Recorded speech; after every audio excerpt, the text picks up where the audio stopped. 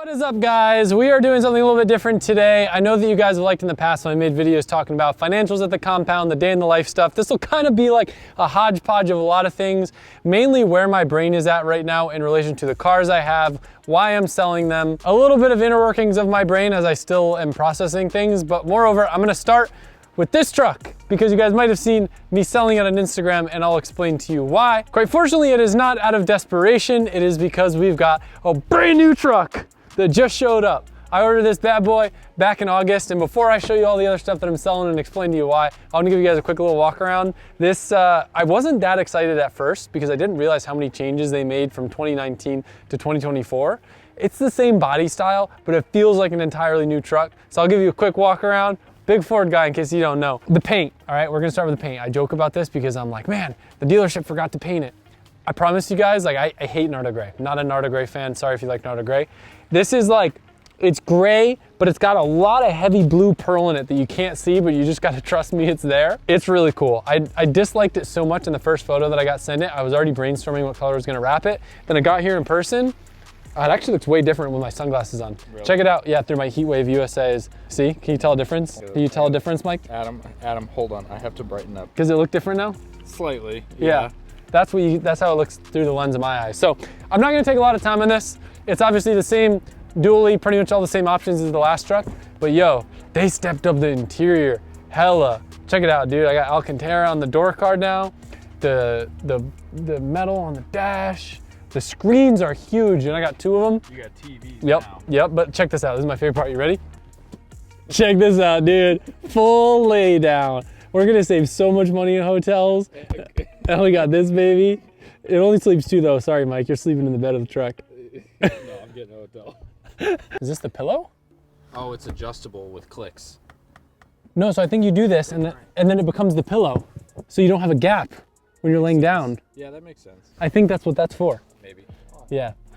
It's like a little Century touch. It clicked. That's cool. Yeah, no, it's pretty similar to Mike's Century, honestly.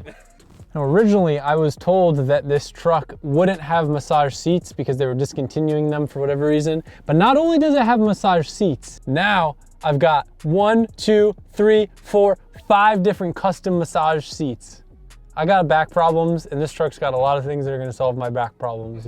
All jokes aside though, like I don't know enough about trucks to tell you all the exact little differences. I'm a big Ford fanboy. I've had great luck with my Ford trucks. The screens are sweet, they're bigger. It's probably got a bunch of new trailer features that I don't know how to use yet. But my favorite thing, you ready? Check this out, dude. Back problems, no problem.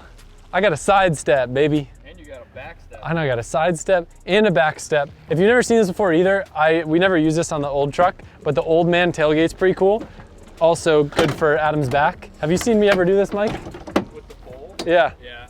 Oh, yeah. Just lifting my wheels in the back of my truck here. Yeah, I'm really happy. I didn't expect to be so excited about a new truck, but I got here, instantly started dailying it. I'm on the fence though. I wanna know from you guys, I kinda dig the low look. Do you think we should lift it? Do you think we should do all the paint match stuff?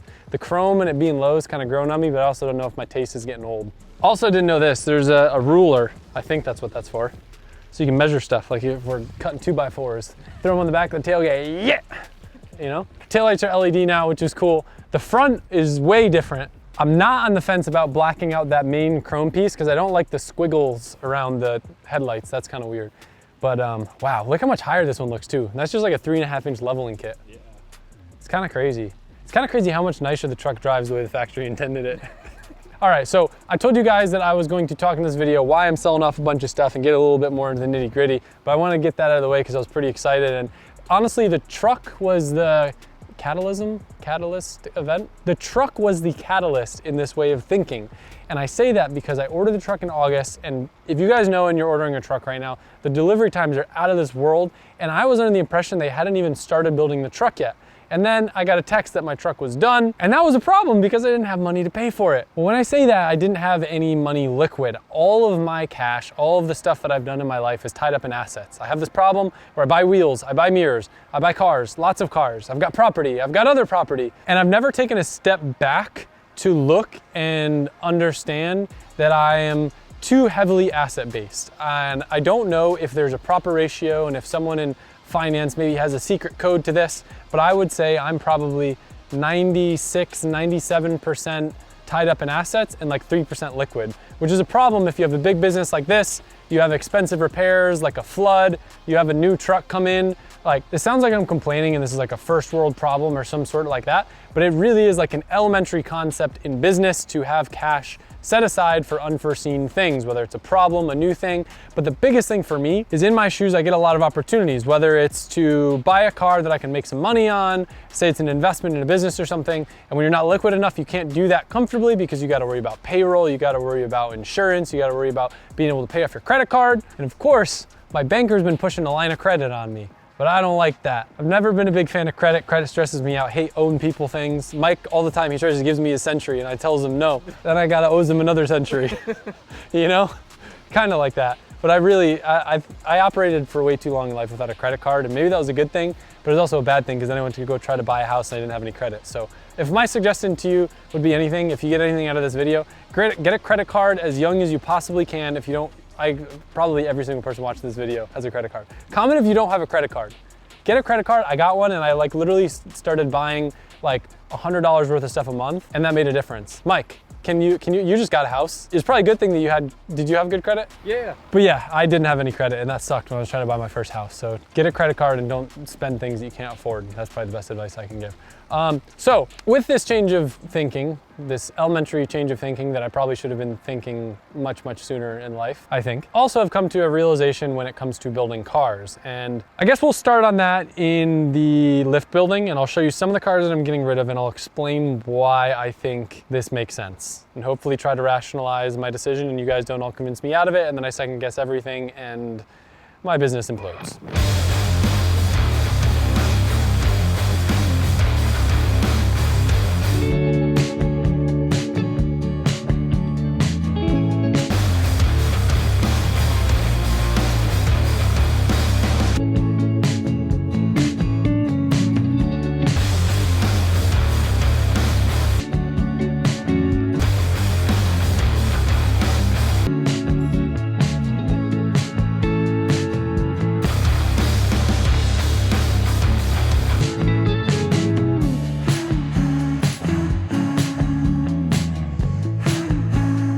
All right, now what I'm gonna do in this video, I'm going to tell you guys a price, and I'm gonna tell you my bottom dollar for every single car that I say is for sale. If you're interested, I'm gonna put an email link in the description where you can reach out. We'll start with the truck. There's a strong chance that it's already sold by the time this video goes up because I've had this for sale and listed, and I've actually been talking to a few people interested in buying it.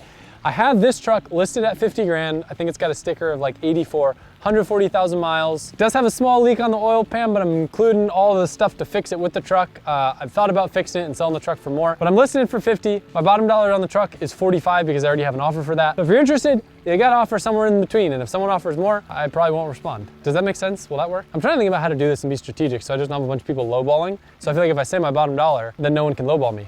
If someone offers in that price range, you will respond. Correct. And whoever responds with the most, I don't sell things often, guys. Whoever responds with the most. Yeah, whoever pays the most money gets the thing. Yeah, exactly. Yeah, that makes sense. That's how selling goes. We gotta teach you some things. Yeah. I'm just trying to avoid the tire kickers, you know? Yeah. I hate when people do that. If you see any number above 60, ignore it, because they probably are not gonna do anything. That'd be pretty sweet. I could use that. What's gonna happen is I'm gonna talk about the cars, and I'm basically gonna say what I have into it. I'm not gonna sell for below that price. Yeah. So if someone's willing to pay that price, I'd consider selling that car. But what I'm asking for it is what I would just, no brainer, just say, poop, here's the keys. Michael, I just realized another car that I might entertain selling that I wasn't originally planning to sell. What car is that? I will tell them right after I tell them the most important thing that I'm selling, and on tomorrow, Thursday, 3 p.m. Eastern Standard Time, this beautiful hoodie as well as the full Safari collection, I will be selling on my website, lzmfg.com. Every $5 you spend gets you entered for a chance to win the Podium 1 Ultimate Racing Simulator. Michael, put it on the screen right here. It's beautiful, and it's gonna make you a great driver, rally, drift, wheel-to-wheel, time attack, whatever your heart desires. Let's go. All right, this is gonna be real whiny and lots of explanations because it's taken me a lot of mental going back and forth to accept that I'm ready to do something like this. The two FCRX7s that I have, I purchased because I was planning to do a build on an FC. The cash flow predicament has happened, and I've also come to realize there's a pattern when I choose to build a car. So like, let's say this was in the roster to be built this year, inevitably, I'm gonna put a minimum of $50,000 more into the car than I already have. That's the recipe to build a car to the standard that we've built. So not only is having an FC costing me money, it's costing me money in the future too. So I would like to own a really nice FC, very similar to how Jimmy built his at some point in time. And it's gonna be a red FC and it's gonna be a turbo too. But realistically, I kind of have mentally builds slated for this year in addition to a lot of drift competition that I have. Building an FC RX-7, probably not in the cards. Do I need to have 2 of them sitting on a lift and not use them? Probably not. So we'll talk about the details because both of these cars are gonna be for sale. Bottom car, I would say has cleaner paint of the two. It's actually really nice. It's very original looking. The interior is immaculate. Mike took some really great photos that I'll put on the screen. This one does have some mods. It had that top mount intake, a turbo. Needs some work on the tuning side. I actually ordered a cable for it and the cable never came, so I gotta work on that. I would like to tune it before I sell it. This car and this car, I'm gonna be honest, I gotta look up and see exactly what I have on these cars, but I'm gonna say my bottom dollar for each is 20 grand.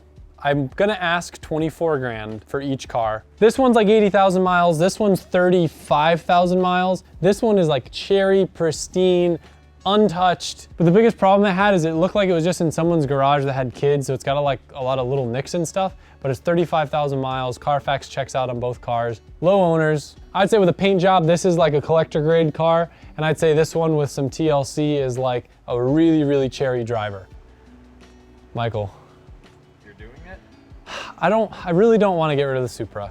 I really want to build the Supra. What happened was I'm competing, I haven't said this yet this year.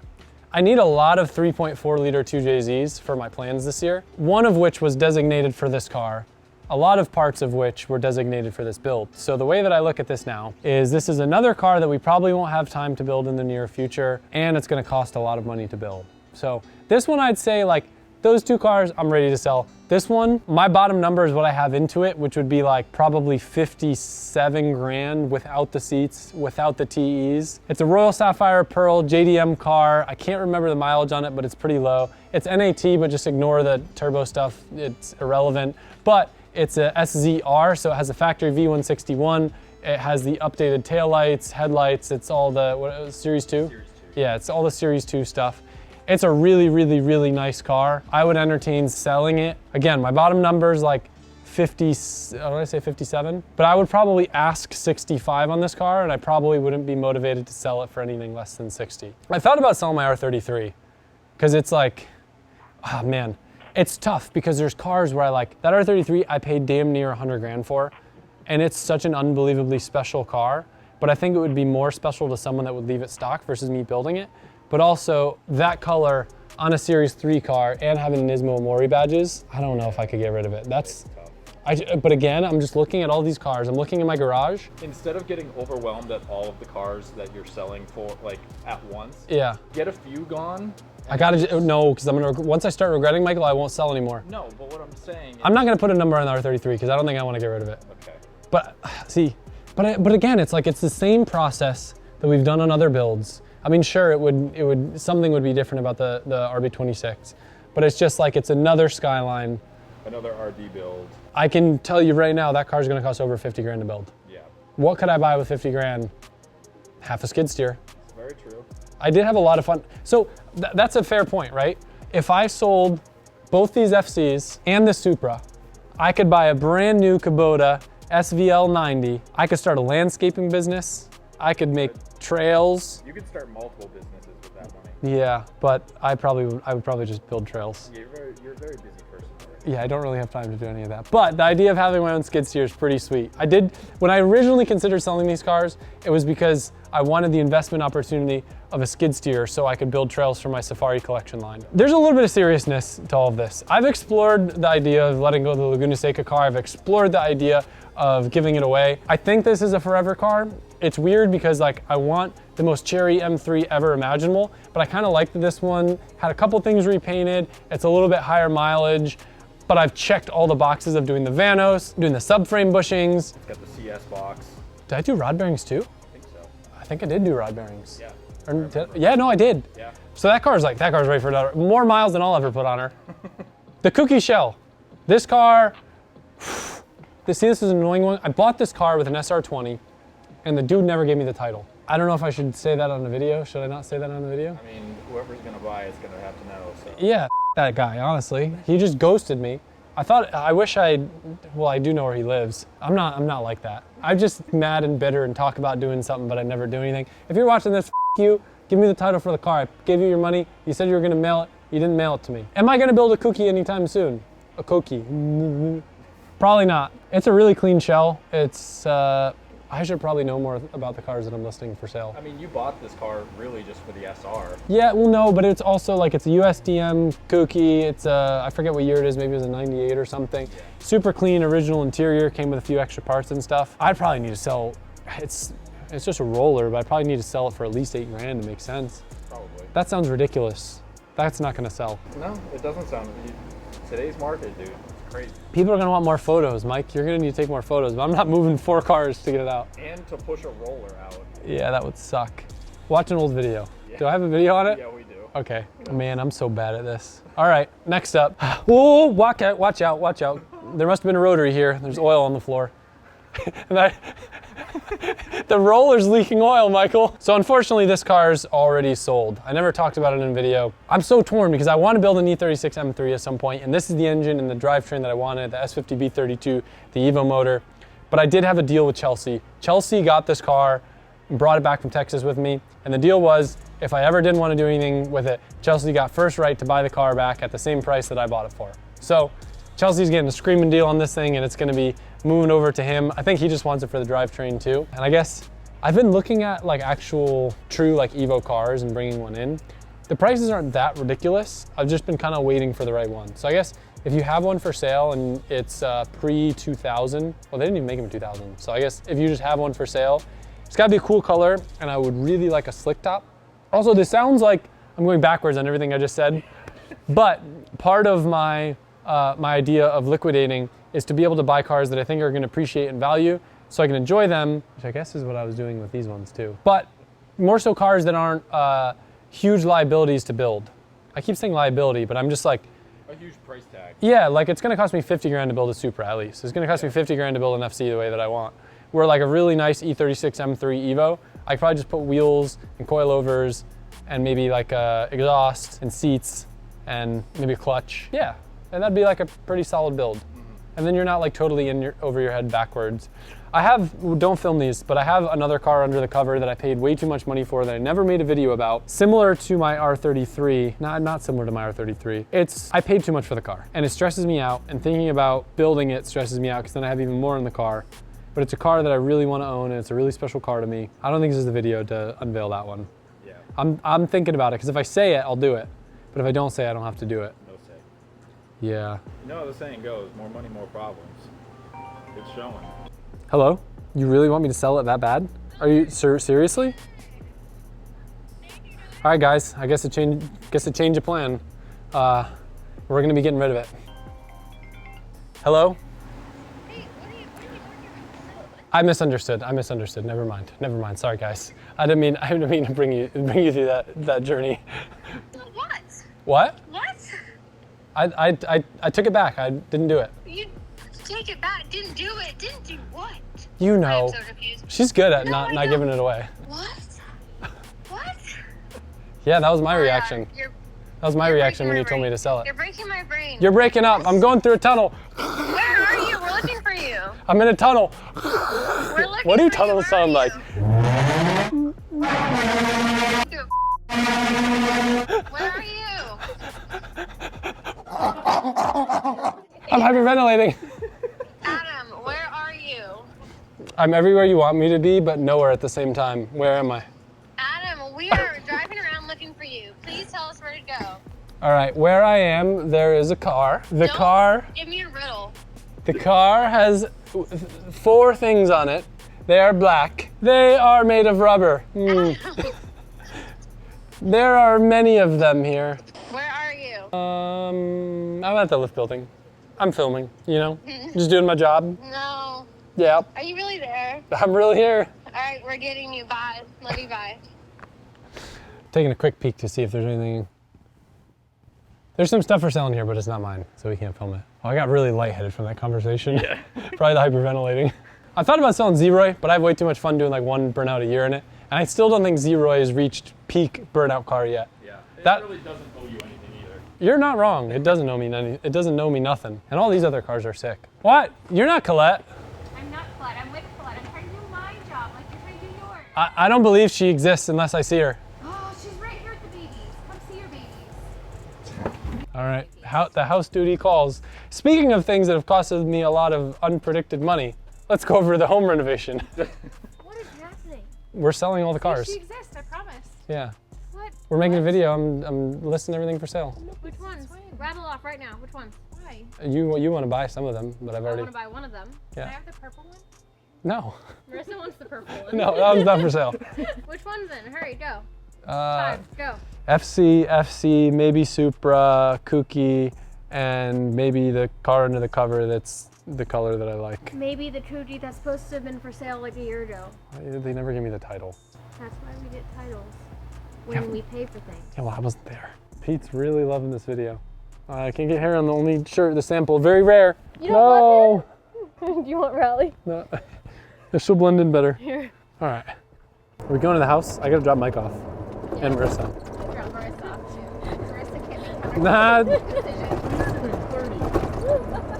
All right, we're not done yet, unfortunately. There's 2 more cars that I'm considering letting go of. I'm gonna give you the details, and they are in the shop right now.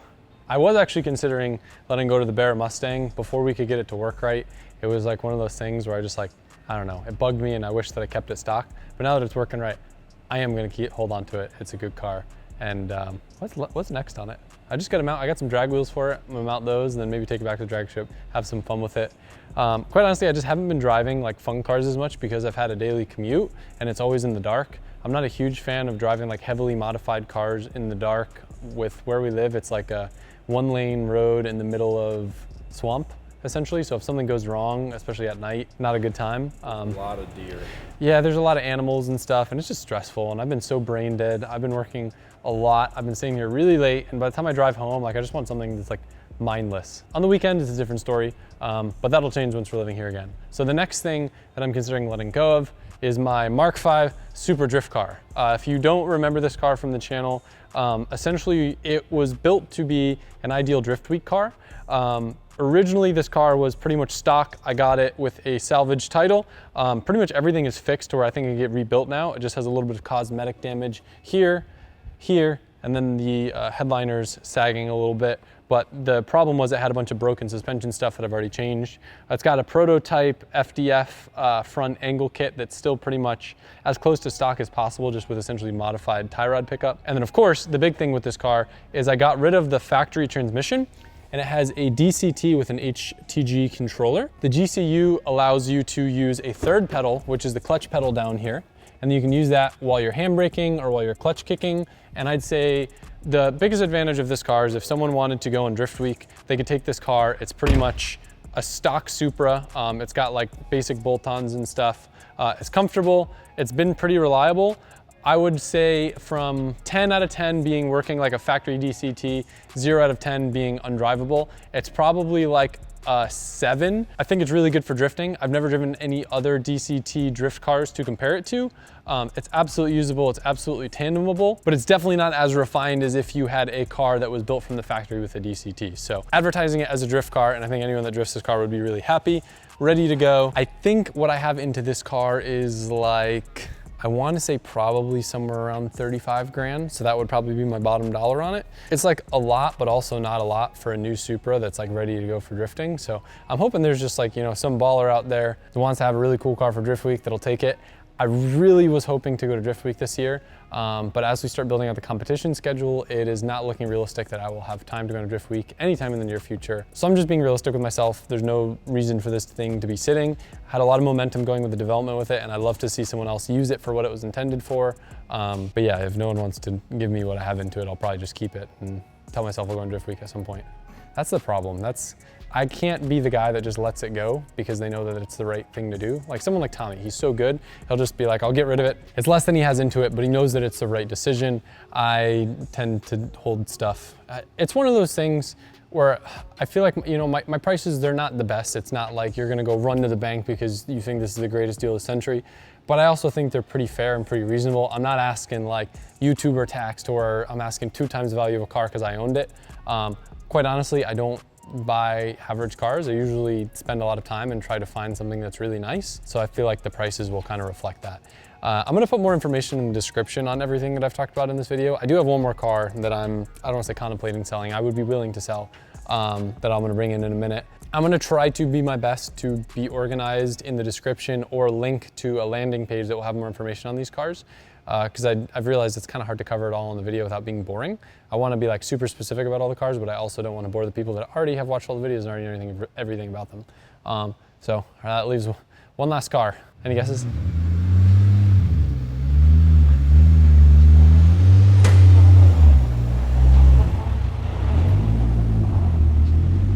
If you follow me on Instagram, it may be no surprise to you that I am contemplating letting go of the C4. Reason being, I feel like this is my only car that like I would describe as a show car, and I really just don't go to car shows. It's fun to drive, but quite honestly, like this car really needs to go to someone who's like about the slammed life, because the car needs to be super low to look cool. I want to raise it to make it more all around drivable, but I also can't bring myself to do that because I don't want it to look lame. So this car, if you aren't familiar with it, it started off as a super low mileage automatic C4 Corvette.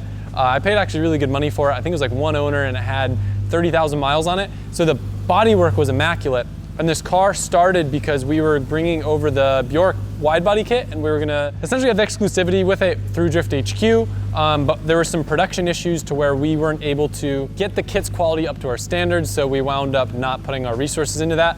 This car, my cost on the paint and bodywork on the car, I don't remember off the top of my head, but it's somewhere like in between probably like 12 to 16 grand, which isn't crazy if you know like really nice paint work. Yeah. But at the same time, this is not like a drift paint job. This, at the time, was probably Ray and Josh's most high-end bodywork and paint job they've ever done. The paint on this car is immaculate. The clear coat is perfect. We used like the most baller clear we could. And the amount of time that was spent getting this body kit to fit perfectly is like unreal. There's no other car that's literally like this car. The interior is absolutely mint. Even had little custom shift knobs and handbrake made. And then of course, again, if you don't know this car, you might not know, the engine in it is an RB25. So this is actually an NAT setup. I want to say it made around 450 horsepower. It's really, really, really tidy. The guys at Drift HQ built it. Runs on flex fuel on a Link ECU. This thing rips and it actually makes really good traction. It's got super wide tires in the back. It's one of those things where like, I look at cars like this and I want to have them in my collection forever, but if someone were to cash me out of this car with what I have into it, I would consider letting it go. So the bottom dollar on this car, kind of steep, but I mean, you gotta imagine there's a lot of really nice stuff on this car. 50 grand. Offers over 50 grand, I'll entertain. Offers below 50 grand, I would probably rather keep it because it's pretty cool. But this is literally a one-of-a-kind showpiece. I feel like if it was TJ Hunt's, he'd be able to sell it for like 100 grand. Probably. The prices that TJ gets for his cars are really, really impressive. I think maybe in the car selling world, TJ's name holds more clout than mine. I'm not saying that as a diss, that's a compliment. I know what he sold some of his cars for, and it's insane. I feel like 50 is reasonable considering that it would cost you probably damn near twice that to build the same car, if you even could, but it's a cool rig. Also, it sounds great too.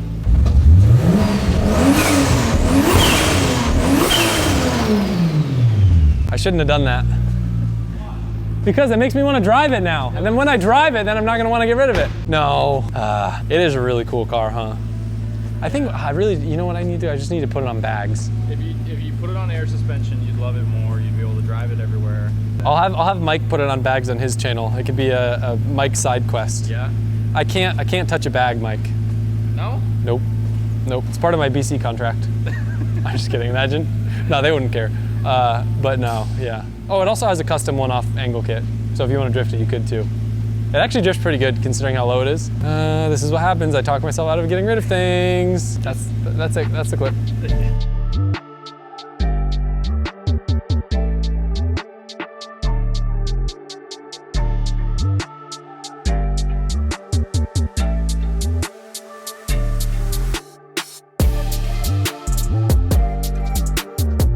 Definitely not an easy video for a self-proclaimed hoarder to make. However, I just want to remind you guys that when I free up some of these cars out of the collection, not only is it going to enable me to do things that are related to investments, but also pursue the competition goals that I have this year, which are very large, and I'm going to be announcing them very soon.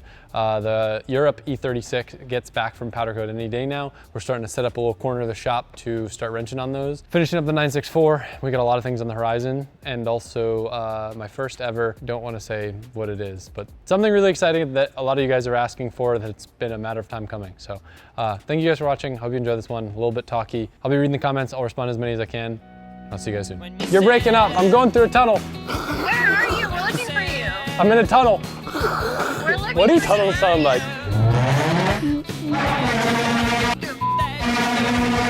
Where are you?